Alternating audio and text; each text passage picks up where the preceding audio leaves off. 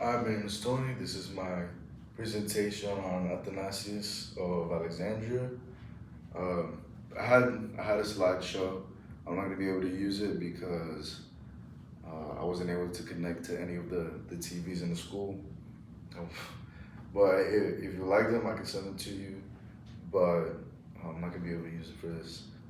But yeah, this is gonna be my presentation on Athanasius of Alexandria. Is the theologian that I chose. Um, And yeah, so who was Athanasius? He was a Christian theologian. He lived from 293 AD to 373 AD. He was from Alexandria, Egypt. And Alexandria, Egypt was one of the most important cities to the Christian faith at the time. It was, one of the intellectual centers of the Big C Church. And not long before Athanasius lived, Christianity was legalized by Emperor Constantinople. So the open study of Christianity was very popular during his time, just like what the ancient Greeks had with philosophy. The open discussion of philosophy was very popular during their time. Is what Christianity now had in terms of discussing the faith and thinking intellectually about it. Making buildings just for that. And so, what did Athanasius do? So, uh, there at the time, because there was so much discussion of the Christian faith, there wasn't you know rock solid, set in stone doctrine that everybody believed. You know, that's what everybody was trying to kind of figure out at the time. We have the Word of God now. The interpretation of it, what we believe about it, what we believe it says is what it's trying to say. And so with that, there's gonna come people that offer incorrect doctrine, and not because they're against the Christian faith, but because they're actually Christian themselves and they're trying to understand, what the Bible teaches, and they come to incorrect conclusions. And that was the case during Athanasius' time. There was a man named Arius. Arius was also from Alexandria, and he developed this doctrine we call it Arianism, and basically, it's the belief that Jesus was divine, but wasn't as divine as the Father. That he was a created being.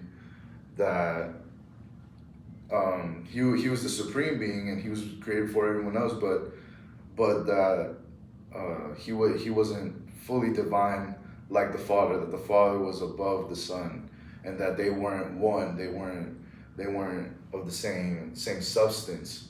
That they were separate. They were different beings. And so that he was a created being. He wasn't eternal. As we know, the correct doctrine is that Jesus is one with the Father, of the same substance. He was divine. He was eternal.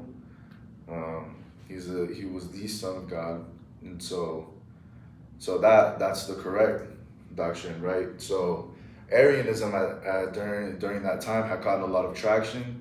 Arius was an important person where he was from. So it got so much traction that the Christian leaders of that day, they they decided they needed to address it. And so then came the Council of Nicaea, which was one of the first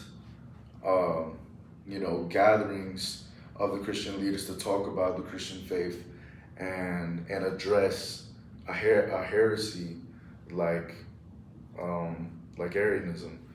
And so Athanasius was the main defender of the Orthodox doctrine of Christianity against Arianism. And so Jesus, one of Athanasius's quotes was that Jesus became what we are, that he might make us what he is. Basically saying that Jesus was fully divine. He was 100% God, 100% man, and that he came down, he took on humanity so that we could be joined with him in co-ownership and co-inheritance of God's creation. So, and he's not just, and he's relevant today because Arianism has pretty much died off. That you don't see Arianism today, and that's because the Council of Nicaea, because if Athanasius hadn't defended the Christian faith like he did, we would have seen a lot more Arianism today. And in that moment, Arius was exiled. He was, Athanasius did a lot to combat that, and as a result of that, we have now that he set in place one of the most important doctrines that us Christians have today. So that's why he's relevant today. Thank you so much for your time. I appreciate it, and I hope you have a great day.